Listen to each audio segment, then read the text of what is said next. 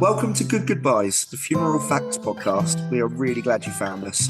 In this podcast, me, Simon, a funeral director, and me, Tina, I'm an independent celebrant. we're going to discuss all things funeral in an informal space to demystify what happens when we say goodbye.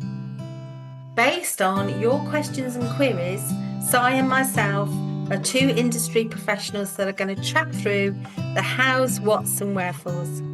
We actively work in the funeral industry in Devon in the UK. So, we hope you enjoy the episode ahead. Welcome to Good Goodbyes.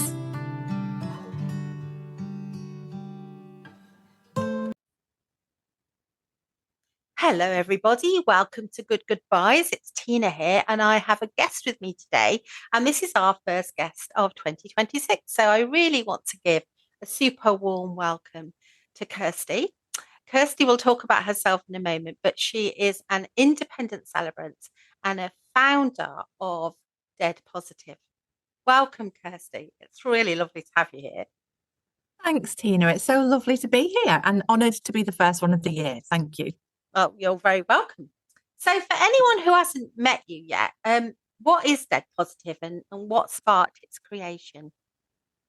Yeah, so Dead Positive, we are a community organisation. So I founded Dead Positive and we have a number of directors on board now. We very excitingly now have a physical base, which we've never had before, which is very exciting. So our aim really is to work with anybody, to work with individuals, communities, organisations, corporations, really looking at all aspects of death, dying, funerals, end-of-life rituals, grieving, bereavement, all of the above. And we come at it from the point of view of all aspects. So anticipation, preparation, and then all throughout the grief journey. So we see ourselves as being there for as long or as short as anybody needs us.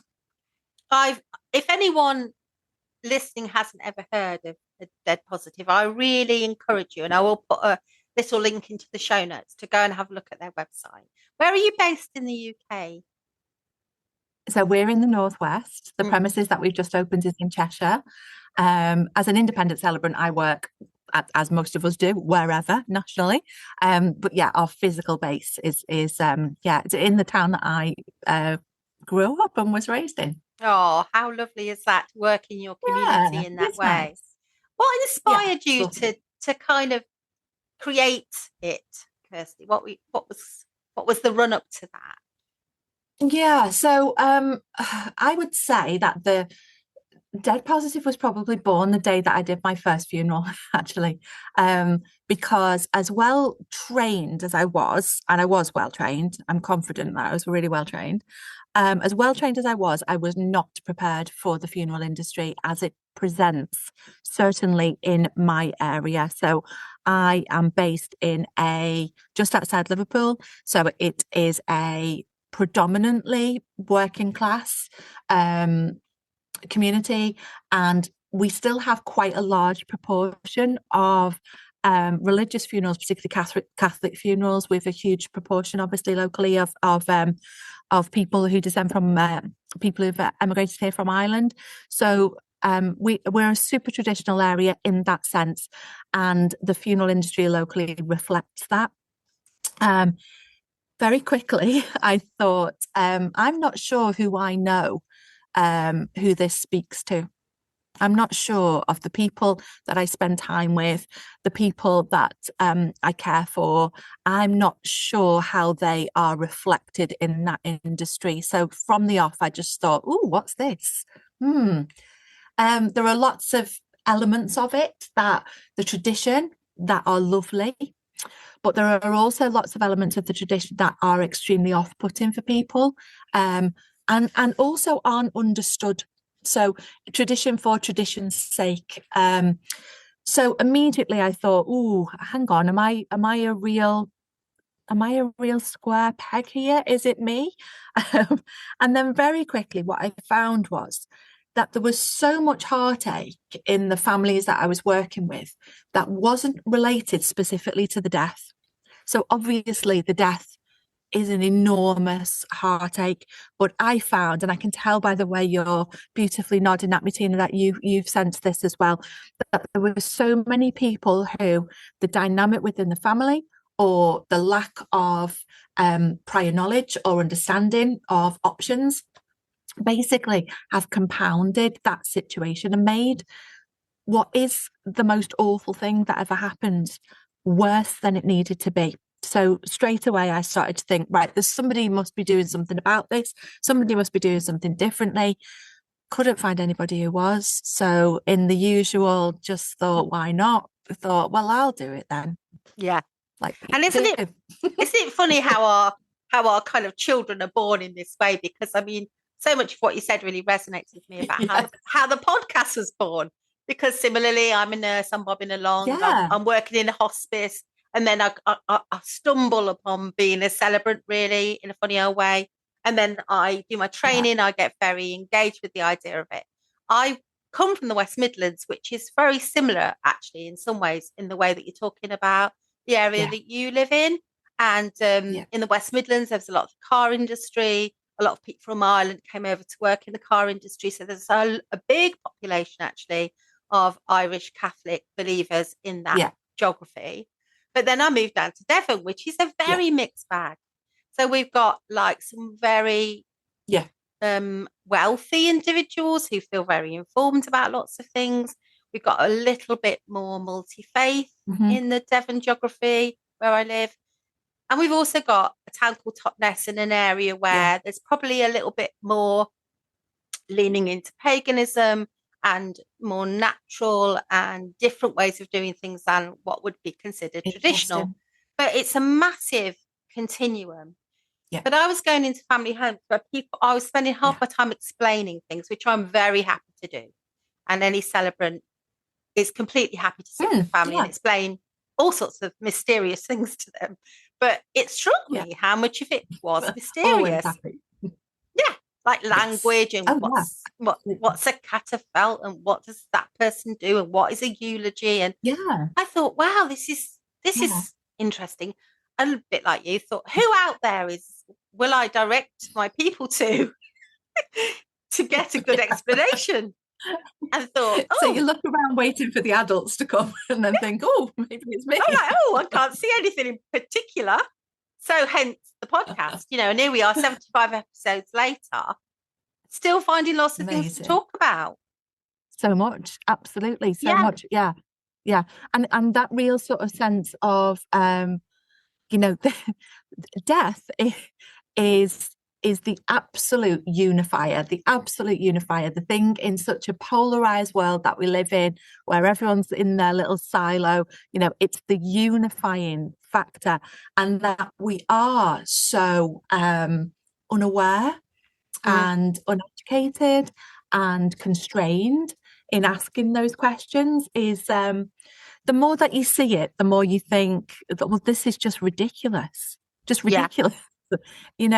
this is going to happen to everybody, and at some point we are all talk about preaching to the choir there, but at some point we are going to have to deal with what happens when somebody close to us dies. We're all going to have to do that, and the fact that we're so ill prepared for that just really sparked me into action. And as I say, I really identify with that, and I see in my practice constantly people who in other ways are very articulate but become completely paralyzed and frozen by this, by dealing with death, by talking about death, preparing, planning, the aftermath, all of it really. And like you, definitely in the hospice movement, but definitely in this role, I used to have a saying, which I'm sure many people do, which is along the lines of talking about sex will not make you pregnant. So talking about death will not make you die instantaneously. You won't combust. One of my very favourite things. Yeah. It's okay. It's possibly a bit scary, and we have our feelings about it. Whatever they might be, but it's okay to talk about it. So I love this conversation and conversations like this. So your mission is described really beautifully as compassionate and revolutionary, myth busting, which sounds like a pretty brilliant combination. I love it. What does it look like in practice? What do you do like in your everyday to make that happen? Yeah, so I would say that what we do in our everyday is every single decision we make, like literally every decision, from, you know, what brand of loo roll we would buy for the premises, every single decision has to come from a place of kindness. That's the absolute prerequisite for everything.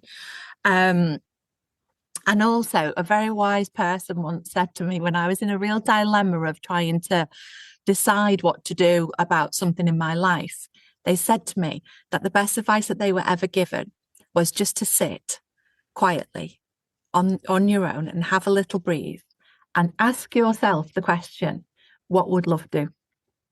And that has served me so well, so well over the last couple of years. So that's what we do. We ask, what would love do? What would the decision in this moment be that will make this less bad for this person? So everybody who comes to us, and you'll experience this all of the time, and obviously in hospice, what everybody wants is their person to be immortal. That's what we all want. We all want that. That's the one thing that we can't give, but we can give everything else around that makes that undeniable fact, that absolute truth of life, the most fundamental thing about being human.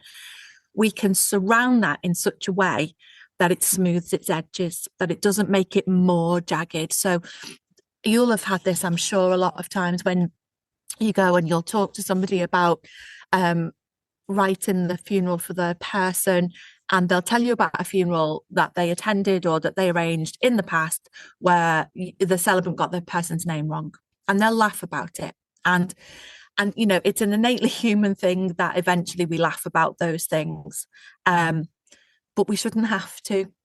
So we've got one shot as funeral professionals. We've got one shot at making this the very best, most healing thing that it can be. So everything we do is really rooted in that. Yeah. So what does it look like in practice? It looks like us focusing on change and being open. There's never ever a question that cannot be answered. I don't profess to know the answer to everything, but I do profess to commit to finding it out. So it's about being open. It's about normalizing, actually, more than anything else. So we say that we use bold language, but we do that from a place of compassion. So nobody ever fell asleep on our watch. Nobody passed. Nobody was ever lost. People died because they were dying and now they are dead. We use that language. And sometimes I've particularly with some quite traditional funeral directors, I've come up against quite a lot of resistance to that because I've been told by people in that situation that that's too harsh. Now, I am breathing.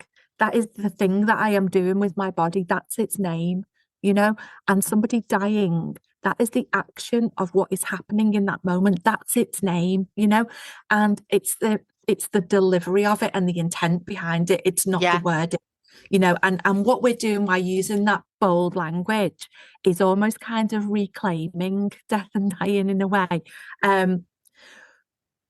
I kind of visualize really death and dying as being held in a corner behind some kind of faux Victorian curtains. You know, put it in this corner. We've put a top hat on it. We've put it behind such a heavy velvet, and we've said, no, don't look over there at that. It's okay. We'll deal with that. We'll deal with that bit. And actually, you know, and it comes from a place where we had to do that. We had to sanitize death a little bit because, you know, there were situations where it perhaps wasn't healthy and okay for people. You know, if you think about us 150 years ago, none of us would have got to the age of 10 without having woken up in bed next to a dead sibling. We just wouldn't have done. Yeah. It would have been our daily reality. And that's a very confronting thing to think about. And we rightly needed a little bit of separation potentially there. But what we've done, I think, is taken that to the absolute nth degree. And we've taken death and dying and made it something that people assume there are rules and regulations and authorities, and actually the authority on your person and what happens to them is you. That's the authority on that. Yeah. Obviously we need to deal with the fact that somebody who isn't breathing any longer is then going through a process of change, and that needs to be dealt with and managed and dealt with in a dignified and respectful way. Absolutely. But that doesn't mean that person needs to completely disappear from our sight, and we have no agency. And there's lots of research actually about some of this stuff that we're talking about, because it always reminds me of mental health care. And nowadays we are talking about mental health a lot more. We're bringing it closer into our everyday life. There's less fear about asking someone who's been off work with mental health problems about their well-being, whereas before we would have just rather have, jumped in a cupboard than had that conversation. Yes. But and that comes from putting all the mentally ill people up the hill, round the corner in the big old building that was on the edge of the town. There's a historic, almost Victorian reason for that, and it's very similar to me around death. And I've certainly, the research shows that the cultures where people wash and care for their person who's died, they feel agency, they feel empowered by that. Not everyone chooses that, but if the choice is there, and certainly in the hospice, we all had ownership of the person who died, the care team and the family for sure. We collectively had that ownership, and the most powerful moments were when we were all negotiating, who's going to do what around this person as they reach this place. And I love what you were saying about language, because actually I've been in situations where it's been so confusing using not the right language. Absolutely. Absolutely confusing. The story I always tell, so beg me for repeating, but is, when I was in A&E department, somebody went out to do their shopping, collapsed. The ambulance crew tried to revive them, very sadly didn't. They appear at the hospital, they're not alive. They come into the department and we wait for the relatives to turn up. The relatives turn up. The junior doctor, who hasn't really ever done this before, feels awkward and difficult, goes up to a wife who's rushed into the building. The last thing she knows is her partner's, was gone shopping, and says, where is he? And gets the answer, I'm so sorry, we've lost him. And says, well, what do you mean? Where is he then? What department is he in? Yeah, and absolutely. The junior doctor says something along the lines of, I'm so sorry, he's not here anymore. At which point she said, well, where is he? And I thought, we can't do this. Intervened and said, I'm so sorry. I know this will be a shock, but he has died. Because until we use the words we all recognise to mean exactly that, death, dying and dead, we are just all going to confuse the life out of each other. Yeah, we are. And also weirdly make it worse, So I was a bereaved child. My dad died in the 90s, and he died from lung cancer. And so it's actually nearly 33 years ago that he died. And at that time, people did not say the word cancer out loud. They would have either mouthed it to me, said cancer, or they would have said it was the big C. Yeah. And just in the space of like 30 years, that's really changed, but the thing is, that doesn't change naturally. That language needs are active pushing forward, actually, or kind of pushing backwards, because there's things that we've kind of sanitized so much that we're so disconnected, disjointed from the whole thing, that we are in danger of making it worse. We are making it worse. It is my belief. I am currently, I think, as you know, a PhD research student, and my research is based around direct cremation and how far that takes us on this kind of sanitization, for want of a better word, journey, that we're at the point where we might actually literally see someone take their last breath in a hospital room, and then nothing else will happen until a package of their ashes is returned to us. Which is fascinating. Slightly off on a tangent, I know, but there's so much there that I feel we are storing ourselves up for more heartache by doing those things. Well, I'm really fascinated that you're doing that, and I think all of us will learn so much from that study, and looking at that in a closer way, because it's something that is, I think that the statistics are almost 50% of some funerals are this direct cremation methodology.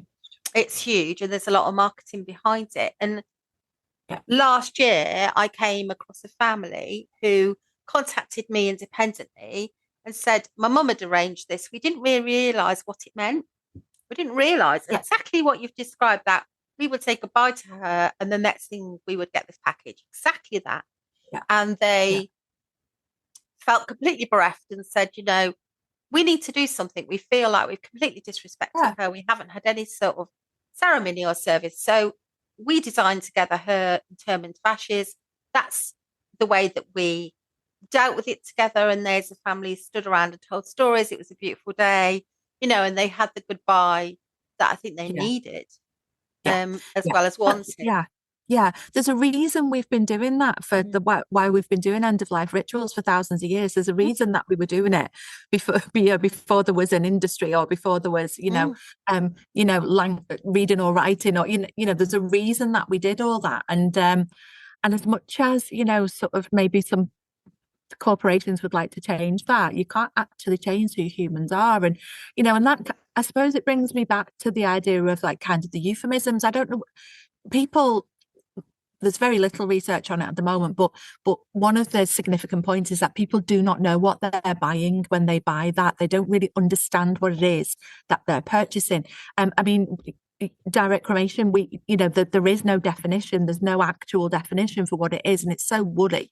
I've done a number of services, ceremonies for people who've had direct cremations, and we've done something afterwards. I even once had the experience of doing, and I quote, an unattended cremation.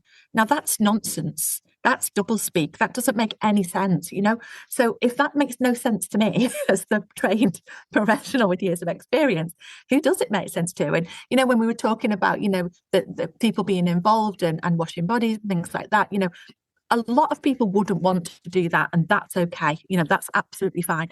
But the thing that really bothers me is that any kind of that personal care that might be happening within a funeral directors, it's not being presented in an honest way. Now, and I'm not saying that, funeral directors specifically are being dishonest, but just that this woolliness, these euphemisms have developed to the point where a funeral director will say to a family, and do you want hygienic treatment? And the family will say, yes, of course, because what's the alternative is unhygienic treatment, surely. But hygienic treatment, what they mean is, do you want this person embalming? Well, if you're saying, do you want hygienic treatment, tell somebody what that means. Tell somebody what that is, and why might that be an important thing?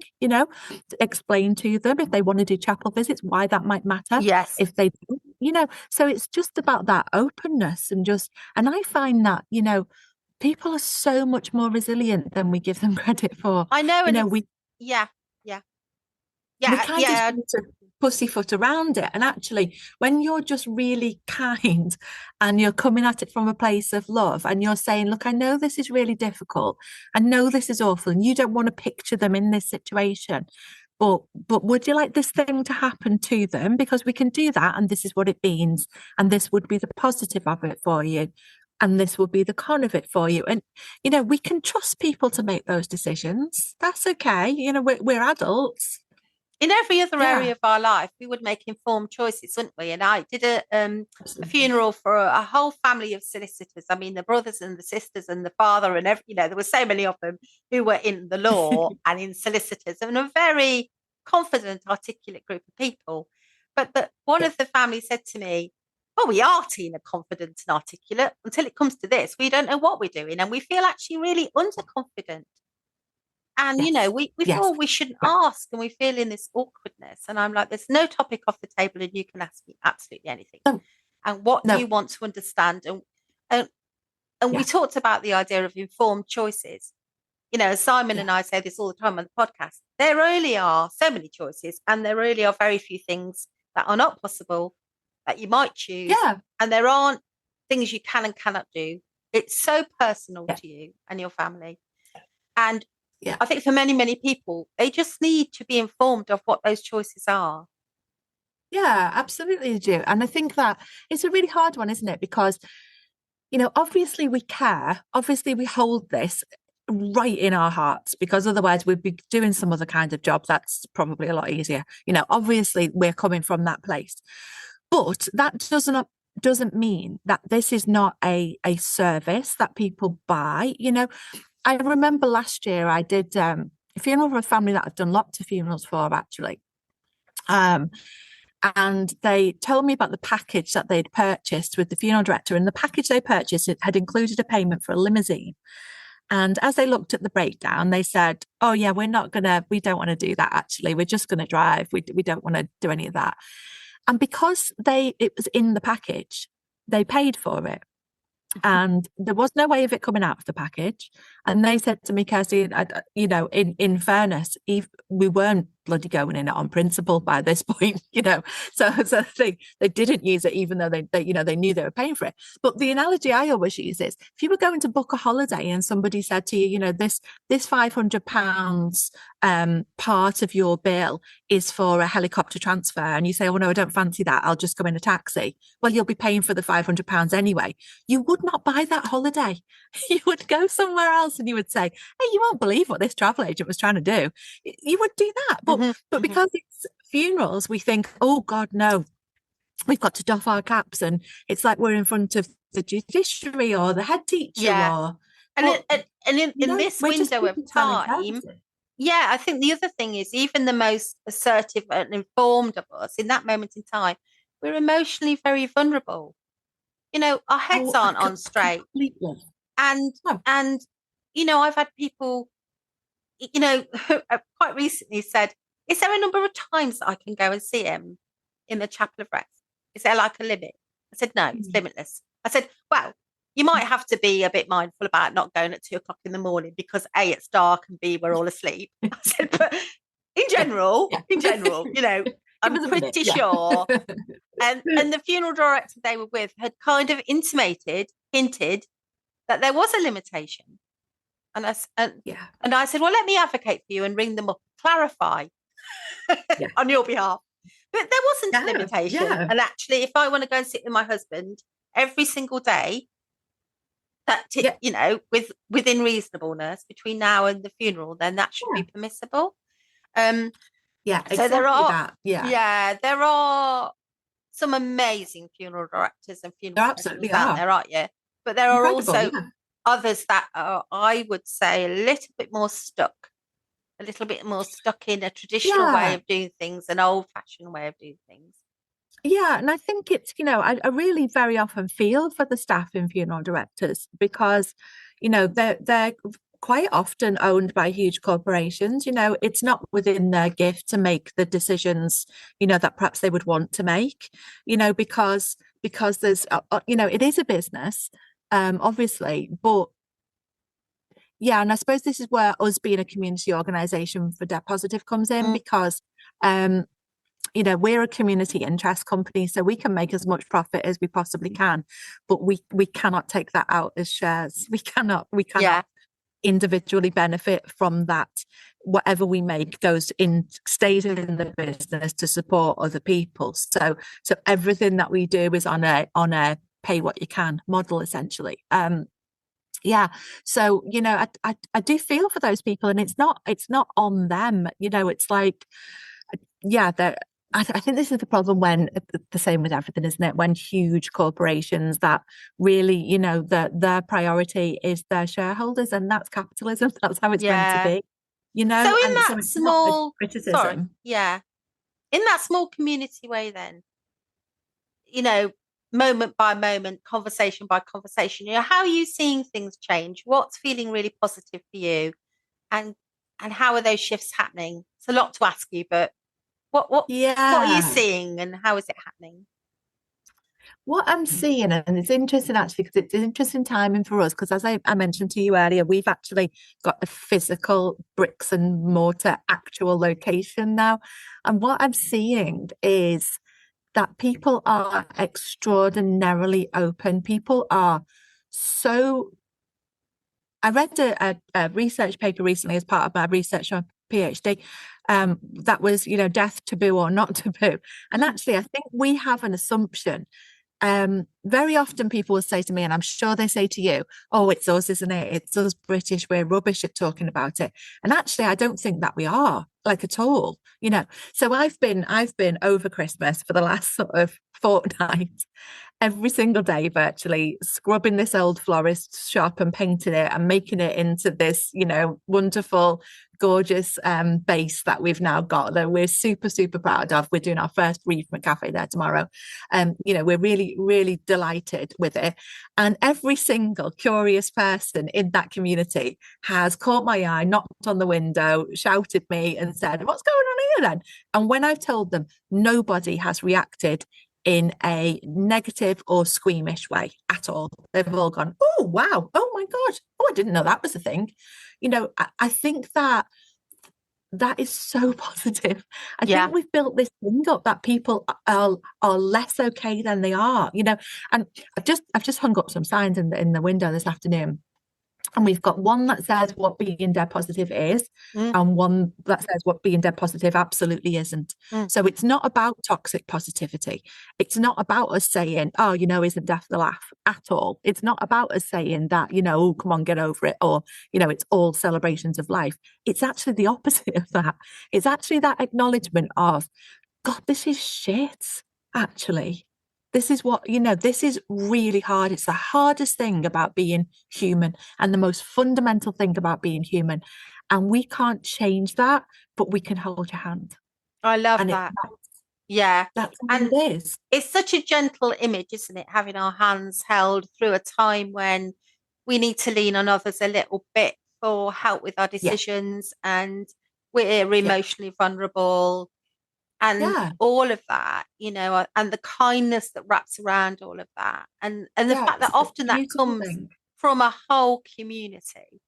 I mean, it is quite a beautiful thing, actually. And it's lovely to see it in action. It is. It's really special, isn't it? Occasionally I'll find that somebody will say to me, oh God, your work must be really depressing. And I say, depressing is the one thing my work isn't. It can be frustrating and heartbreaking and tragic and hilarious and fulfilling, and it's everything, but it's never depressing, because it just is. It's just life, and it's a very brutal thing to be exposed to.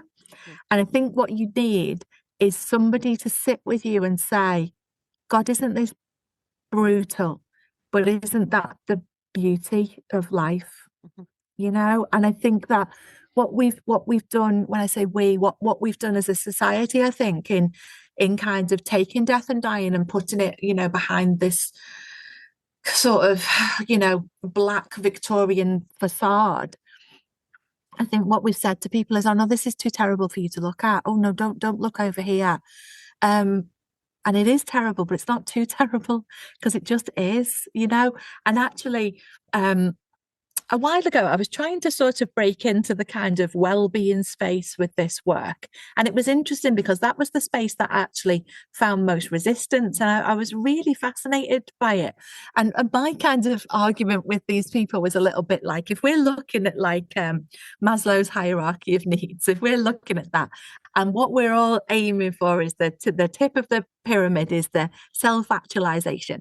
And if we're, we're meditating and we're sound bathing and we're, eating really well, and, if we're doing all of those things, but there's an elephant in the room that is death, and none of us are looking at it, none of us are making eye contact, we're completely missing the point of life, Mhm. So actually, I've found embracing this work, when I say it's absolutely not depressing, what it actually is incredibly life affirming, because every single second matters. And you're really conscious of that. And that doesn't mean every single second matters, like got to be achieving, got to be doing, got to be, having these incredible experiences. What it means is that also the things that matter are the moments where you're thinking, do you know what I need actually is just some chocolate and a rubbish reality TV program. And those minutes are as valuable as any other minutes, because that's what I need now. So I think that I find so much positivity in it. I find so much hope in the fact that the training that we've done over the past couple of years, because we do training for organisations and for employers to understand a little bit more what people are going through, when then somebody is actively dying in their life. What I've found is that the openness of people to that is just profoundly moving and joyful. I mean, so much that you're saying is reminding me of so many things that I want to mention. The first thing to say to our listeners is I will put you a link to Maslow's hierarchy in the show notes, because it's a fascinating it's a fascinating pyramid that says we have all sorts of different levels of need, which start with the very basic things like we need to have shelter and safety, and then move us up through a whole range of things until we get to a place where we feel completely fulfilled, really, I guess is one way of thinking about it. But it reminds me of disability. So it reminds me of a couple of different things. One is about disability, and lots of research that's been shown that if you acquire a disability partway through your life, perhaps you have a stroke or an amputation of a limb or something which feels, serious, the people who do best are the people who can adapt to that. They accept it's rubbish, but it's happened, and now I'm going to adapt. I'm going to live my life with this new situation I find myself in. And actually, the same kind of goes for death and dying. It's pants. Yes. The more we can accept it as a part of the natural order of things, even though we'd rather not have that happening to our loved ones, the better we fare in the long run for our contentment and our well-being. So it's fascinating what you said about the whole well-being piece, but also what runs under as a kind of almost secret river under the ground of all of this is paternalism. This idea that we are all actually not able to be proper, fully developed adults, and we can't have conversations with each other about anything that feels difficult or vulnerable.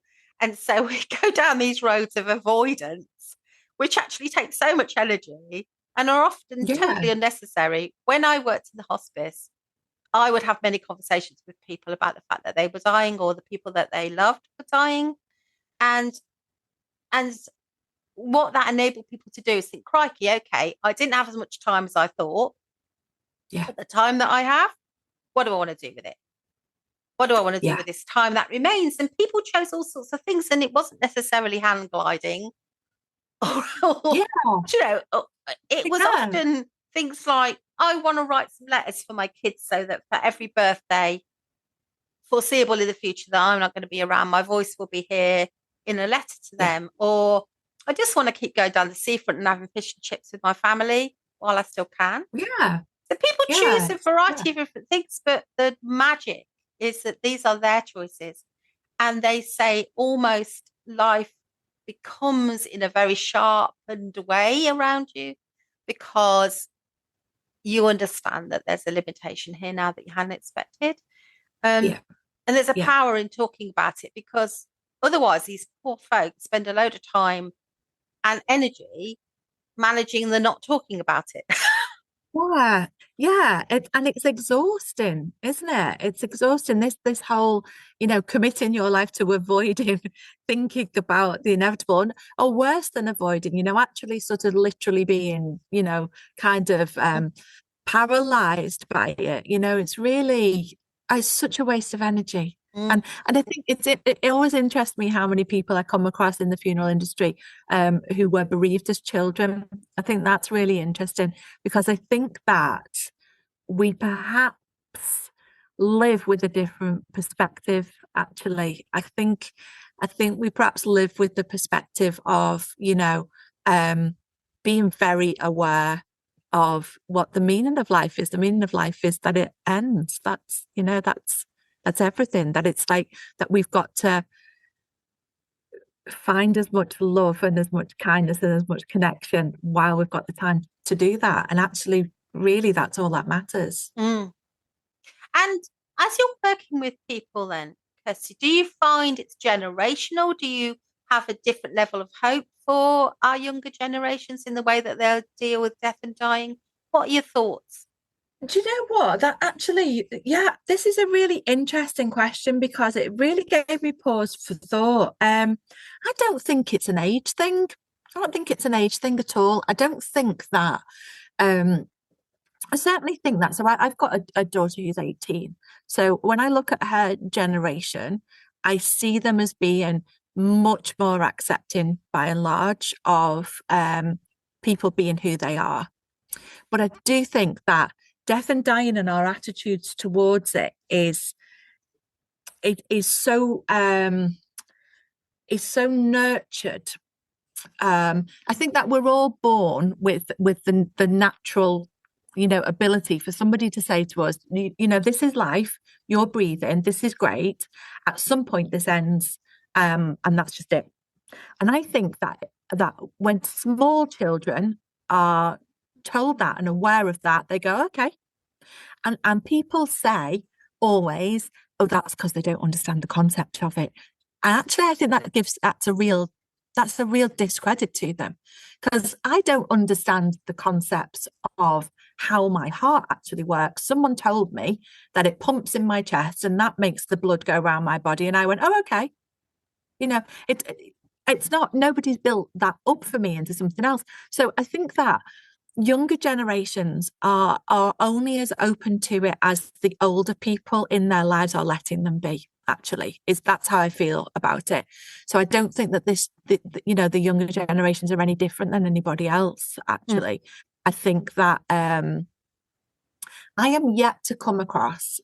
I come across people who kind of, if they're coming to a workshop or there's some kind of activity happening, and for some reason, maybe they're coming along because they've kind of got to because their boss has organised it, or something. And I do very often come across the people who come in the room with their arms closed, don't really want to, arms folded, don't really want to make eye contact with the death woman just in case it's catching, and it is catching. You caught it the second you were conceived. It's nothing to do with me, So there is that, and that the softening of those people is just a beautiful thing to see. And I'm yet to see somebody not soften in that situation. And I don't think that is connected in any way to how old you are. Actually, no, that's fascinating, because I do tend to agree with you. I wonder what our listeners will think as they're listening. Do let us know, listeners, what you think about would this. be really interesting to know. When I've gone into families where the person who has died has extremely young children, so children who are let's say maybe they're 7, 8, 9, that those kinds of ages, that it's actually the adults around who are almost with the best will in the world, and they're doing it from a place of love. They're almost making it worse for the child, when actually I've had situations where I can think of one lady in particular who her daughter had died, and she had a really young boy, and they were like, oh no, he's upstairs, no, he won't be here while we're talking. But then as we discussed things and things I actually went back. This was an evening conversation, and I actually ended up going back on like Saturday morning. They were like, well, just come and have a chat with him. Of course. So, and we played in the garden. We played in the garden together, and every now and then I asked him something about his mum, or and checked in with him, and extraordinarily accepting that is just what's happened, and that doesn't mean that when you're accepted in that way you don't care or you don't understand. It's just that you haven't built up all of those complex sort of insulations that kind of suffocate your feelings. You can actually feel it. And and I think sometimes when you see children who are grieving, I just find it so inspiring, because they mean well.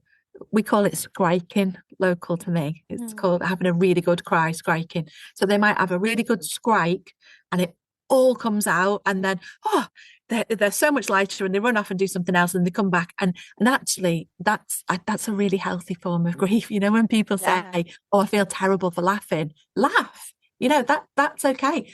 Laughing's not a betrayal. It's just. Well, I have a powerful story from my own life is when I was working at the hospice. It was springtime.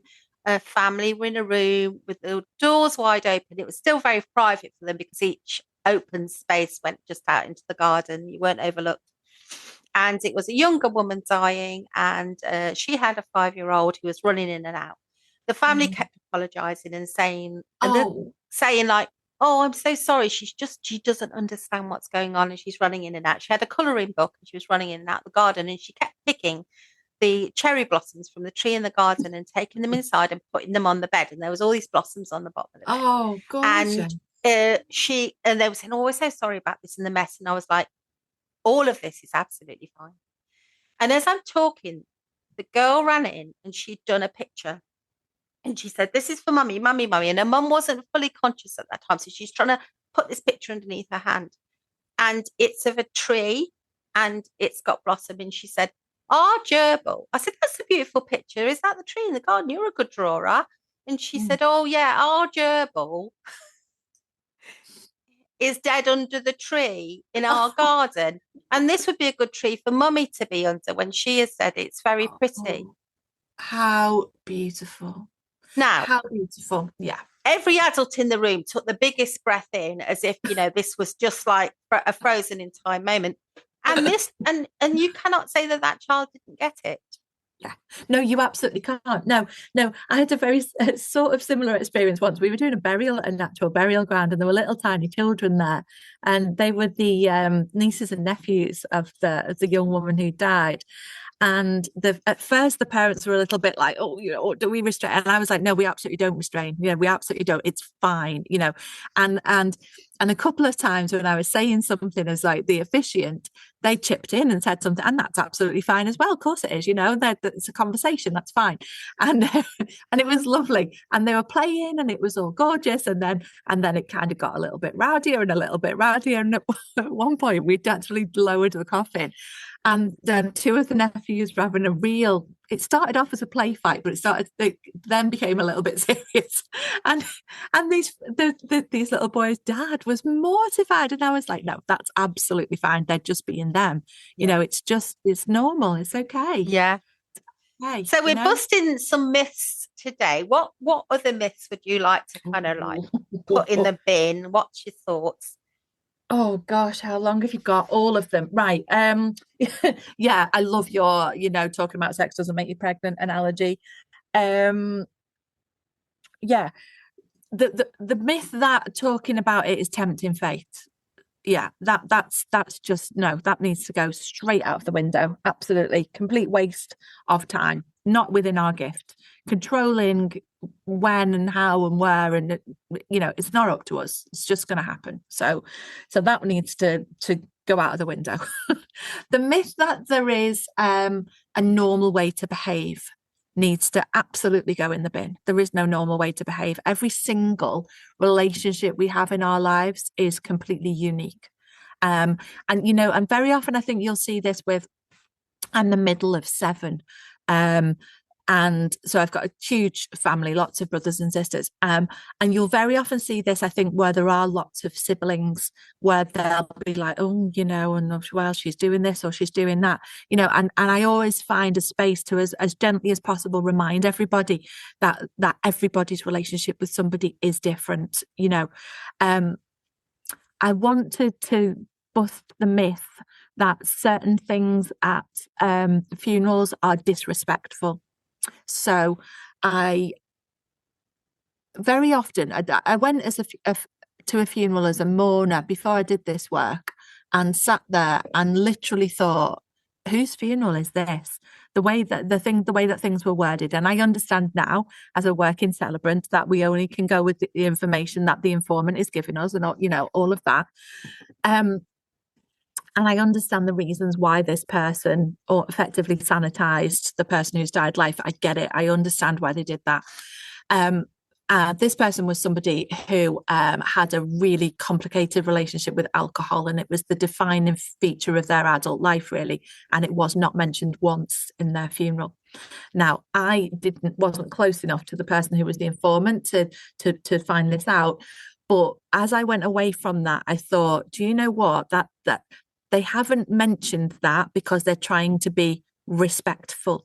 But actually, in trying to be respectful, they've unintentionally been disrespectful, because what they've done is given a funeral for the person they wished they had been. I can't count the amount of funerals that I've written that somewhere in it will be some kind of reference to the fact that sometimes we're all really bloody difficult to love. Sometimes we are. We're all idiots sometimes. We're all stubborn, or, we're all that. And actually being honest about that in a funeral is not being disrespectful. Sometimes you can hear people have a sharp intake of breath when you say something that's, and it's not about destroying a person's character or using a funeral or an end of life ritual as an opportunity to, settle scores. It's not that at all. It's just like, this is who this person was. And that's respectful. Very often a family will tell you a story and they'll say, oh God, but you can't say that because, it's a bit disrespectful. Well, like, why can't we say it? If that's what they were like, if that's what they did, if that's what made them laugh, if that's what made you all laugh, disrespectful to who? I did a funeral for a man who was an artist, the most incredible artist. His work was just a riot of colour. And his thing was dressing really outrageously, right up my street, as you can imagine. So, I'm really colourfully. And then it was actually his sister-in-law who was organising his funeral. And I asked them about dress code. And she said, oh, we're going to wear black, out of respect. And I said, yeah, absolutely fine. It's completely their decision. Absolutely fine. And driving home, I thought, out of respect for who? Mm-hmm. Mm-hmm. Out of respect for some kind of faux tradition that we've created that doesn't speak really to who we are, And I think that, people say to me all the time, oh, do you do celebrations of life or do you do funerals? Why do funerals? I'm not comfortable with calling a funeral a celebration of life, because the implication there is that there's no space for tears. Yeah. Yeah. And I mean, I certainly will sit with families who've asked for a celebration of life and explain there'll be a moment where we'll talk about the grief and the loss, because that's all a part of it. And you're quite right about, I suppose it's part of the gift that we bring, isn't it, in helping families almost translate this into something meaningful for themselves. Because I think that they're still a little caught up in that. Is that an okay thing to do? Is that the right thing to do? With this being proper. And I was with some people last year and they were saying, oh, he was so generous with his time. He'd take you shopping in from the car. He'd get you a piece of wood from the back of his garage and it would fit exactly under your table. And, he was generous with his heart. He was generous with his time. And then they all looked at each other in this semi-mysterious way. And I said, and? They're like, he wasn't very generous with his money. They said he was basically first in the pub and last to the bar, that kind of person. And I said, oh, we must say that about him. And they all went, oh. I said, but you've just said some beautiful things about a man who was generous with his heart, generous with his time, but not quite so generous with his money. I said, I think it's a beautiful thing to say about a person. And it shows that you really get him as a real, authentic person. So I persuaded them into it. And when we said it, when I said it at the funeral, everybody just burst out laughing. And it was a moment in which everyone went, oh, yeah. And when we were outside, they were saying, that really felt like him. And sometimes I think the problem with sanitizing, taking out all the things that people might think are a bit negative to say about somebody, it just whitewashes it. And then people leave the funeral thinking, is that really about Tina? What about that thing she used to do that was a bit annoying? Yeah, exactly. We're all annoying sometimes, aren't we? We all are. And but that's like the beauty of life, isn't it? That's the beauty of people, and every funeral has space for some form of celebration, but it also has space for tragedy and laughter and tears. And, it needs to be, I think that probably the biggest myth as we're talking that is coming to mind is the myth of what a funeral is for. Because for me, and this is, I call my funerals, the ones that I write and officiate, I call them therapeutic narrative funerals. So they're funerals that tell a story with the aim of healing. So that's not that I'm able to take away the pain of that situation, because the pain of that situation will never go away. It will just change and alter, but it will be, and it has a right to exist, and it should exist. But what we do have the opportunity in our line of work to do is to say to somebody, not where do you want this funeral, or what music do you want in this funeral. What we need to ask people is, what do you need from this funeral? And sometimes what somebody needs is the public acknowledgement of having had quite a challenging time, and that's okay, and it's very much done within, I've never ever felt or been accused of, or of anything being negative or vengeful. It's not about that, but it's about the opportunity just to have that, that understanding of, this person maybe was a little bit prickly. There's a realness to this. It's important, isn't there? A realness. Yeah, because I don't see, if you don't have that honesty, that's a barrier to the healing. And then actually then looking forward, and this is obviously what Dead Positive does, because we can stay, for as long as somebody needs us. What we're looking at then is that does that smooth, or does that roughen the start of someone's grief process? And actually I think honesty, and from a place of love and from a place of kindness and gentleness, but honesty, it is, it's like, without that, it's like going to a therapist and not telling them the truth about how you feel and expecting to feel better, if that makes sense. That makes sense. And this is a wonderful conversation. And I'm sorry, because we kind of have to bring it to a close in a little while. But before we do, is there anything that you want to say that you haven't said already, Kirstie, that you want to sort of leave people thinking about? Yeah, I want to say thank you to you for doing this, because I think that there's a little sort of, when I was a kid, there was a map of our town, a beautiful map of our town that was in this gorgeous, like, wooden oak case with a piece of glass over the top of it. I've literally never thought about this for probably 40 years.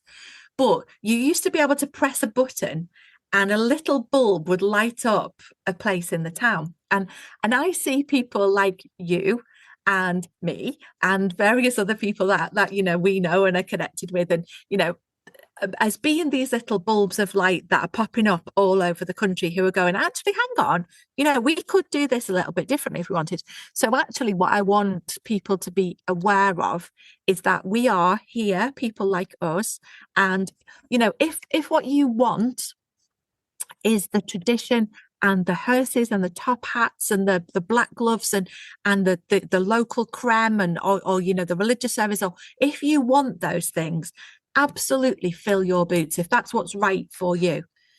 But know that there are choices. Know that if that gives you in some way the ick, or makes you think, oh, I hate hearses, or I make a point of never wearing black. I never ever wear black clothes, ever, on principle. If somebody wants me to look extremely traditional at a funeral, I do that, but I do it in navy.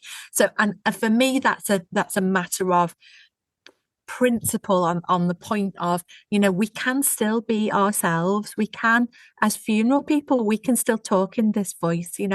I sometimes I'll be sat outside waiting to go in to do a funeral service, and I'll hear somebody delivering the service in this voice that then when they come out and talk to me, they'll go, "Oh, hiya, Kirstie." It's not the same voice. And I think, well, who was that in there? You know, we're allowed to just be people, you know, we're allowed to do that. And that's not